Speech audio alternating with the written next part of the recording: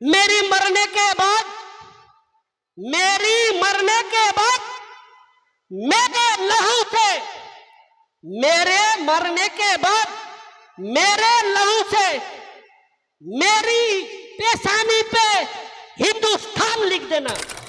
চাকরি নিতে গেলে দিল্লি যেতে হবে, আপনাদেরকে আন্দোলন করলে গেলে দিল্লি যেতে হবে। আমি আপনাদের সামনে এসে বলছি, রাজনীতি হচ্ছে একটা ক্রিকেট খেলার ম্যাচের মতো। আমরা যদি ভালো ফিল্ডিং করি তো আমরা পাস করব, আপনি যদি ভালো ফিল্ডিং করেন আপনি পাস করবেন।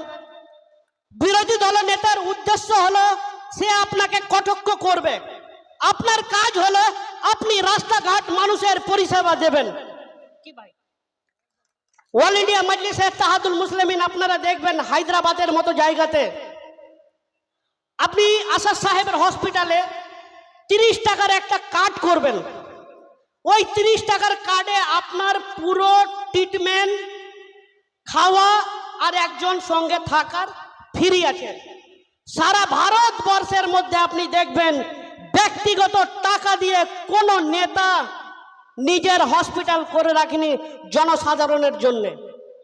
আপনারা দেখান, বড় বড় এমপি রয়েছেন, বড় বড় এমএলএ রয়েছেন সারা ভারতবর্ষের মধ্যে।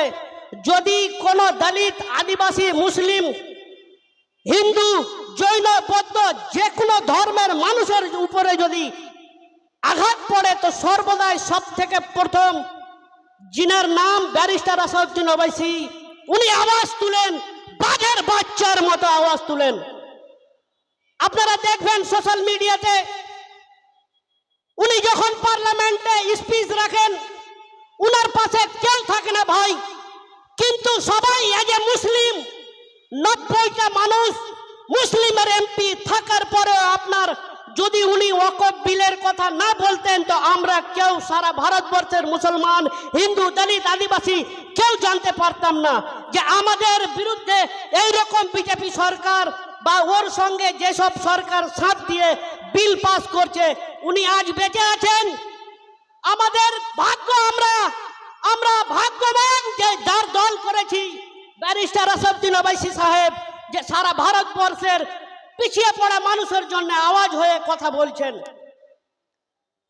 আপনি হায়দ্রাবাদে যাবেন, আজকে আমরা এমআইএম কেন এখানে এনেছি তার আইডিওলজি দেখে। কারণ আপনি হায়দ্রাবাদে যাবেন, রাস্তাগুলোতে যদি আপনি ভাত ফেলে দেন উঠিয়ে ভাত খেতে পারবেন।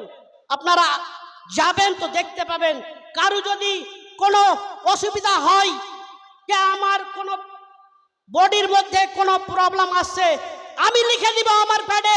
যদি আপনার টাকা লাগে হায়দ্রাবাদের মতো জায়গাতে তখন আপনি বলবেন আমাদেরকে দালালি করতে এসছো এখানে। কিন্তু আমরা কাজ করি ভাই। অল ইন্ডিয়া মজলিসে ইত্তেহাদুল মুসলিমিন আজকে দারুস সালামের মতো জায়গা খুলে রেখেছে, শুক্রবার ছাড়া সমস্ত এমএলএ কে 11টা থেকে 4টা পর্যন্ত প্রেজেন্ট হতে হবে।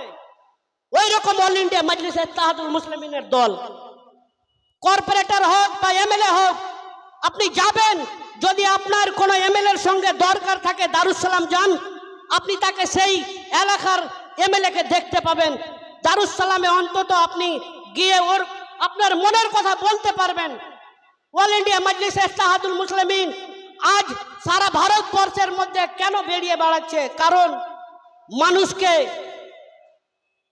এমন ভাবে করে রেখেছে এই রানিং সরকার, এরা দুজনে মিলে মানুষকে যদি কেউ শিক্ষার জন্য আন্দোলন করে তাকে পুলিশে পাঠিয়ে দাও, যদি কেউ ওয়াকফ বিলের জন্য আন্দোলন করে তাকে ধরে জেলে ভরে দাও। এই সরকার অল ইন্ডিয়া মজলিসে ইত্তেহাদুল মুসলিমিন আজ আপনাদের কাছে এই প্রোগ্রামের মাধ্যম দিয়ে বলতে চাই, আমরা যদি আমার সাদার সাহেব 2026 সালের জন্য কোন নির্বাচিত ক্যান্ডিডেট আপনাদের কাছে এসে তুলে দেয়, আপনারা তাকে ভোট দিবেন তো? কথা বলুন, মুখ ফুটে কথা বলুন। কারণ এই চুপ থেকে থেকে আপনাদের ছেলেকে মারছে, বাবাকে মারছে, বাচ্চাকে মারছে। আপনি ট্রেনে দেখবেন মার খাচ্ছেন, রাস্তায় দেখবেন মার খাচ্ছেন। আপনারা কথা বলুন, পড়ালেখা করান, শিক্ষা দেন। শিক্ষা ছাড়া কোনো রাস্তা নেই। এই শিক্ষার ব্যবস্থাকে এই রানিং সরকার শেষ করিয়ে দিয়েছে খিচুড়ি খাওয়িয়ে। আপনার যে কোনো জায়গায় দেখবেন খিচুড়ি পাঠিয়ে দিয়েছে, খিচুড়ির নামে লুটমাট হচ্ছে। সাইকেল পাঠিয়ে দিয়েছে, সাইকেলের নামে লুটপাট হচ্ছে। এই তো রাজনীতি চলছে ভাই। আমরা ওগুলো চাই না। আমরা চাই রাস্তাঘাট পরিষেবা। রাত 11টার সময় যদি কোনো মহিলা মানুষ এসে এখানে দাঁড়ায়, তো আপনার কালিয়াচক ট্যাক্সি স্ট্যান্ডের পাশে কোনো বাথরুম নেই। কেন? 70 বছর থেকে এই জায়গাতে কংগ্রেস ছিল, 25 বছর সিপিএম থাকলো, 20 বছর টিএমসি আছে। কেন বাথরুম হয়নি? কেন ওভারফ্লাই হয়নি?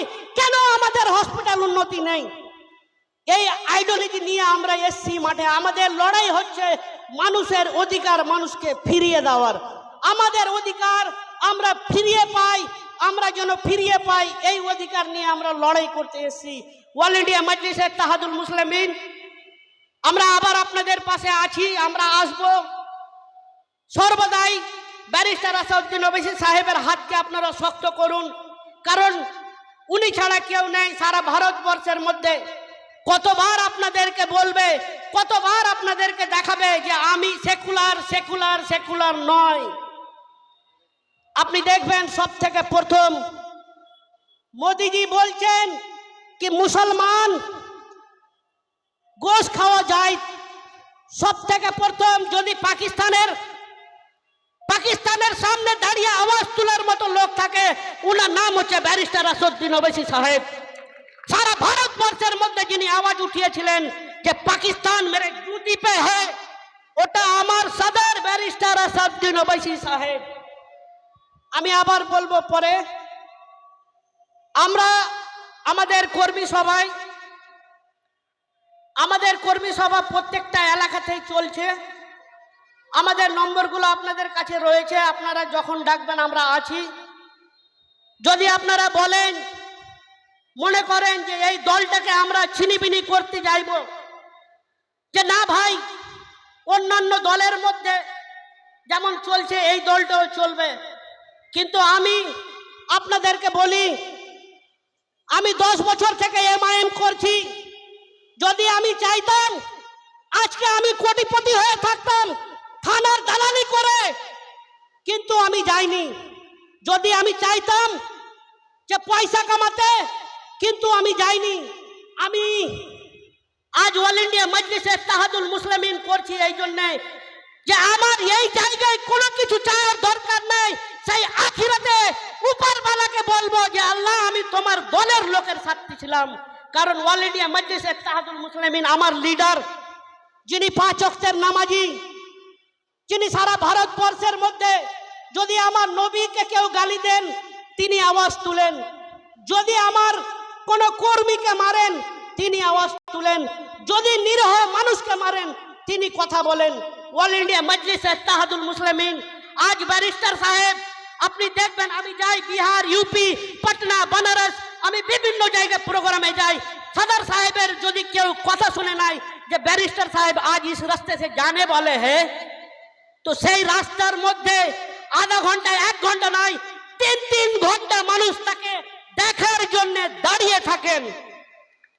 সেই লিডার আমাদের যে প্রাইম মিনিস্টারের যার অতটা ভালোবাসা নেই, সেই ভালোবাসা আমাদের ব্যারিস্টার আসাদউদ্দিন সাহেব পেয়েছেন।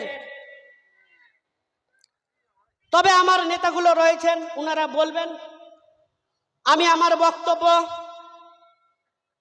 সালাম জানিয়ে আপনাদের সামনে আমি শেষ করছি। আর আমি একটা কথা বলে দিচ্ছি,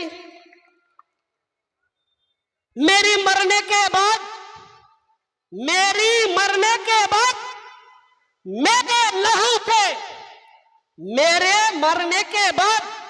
मेरे लहू से मेरी पेशानी पे हिंदुस्तान लिख देना। अस्सलाम वालेकुम।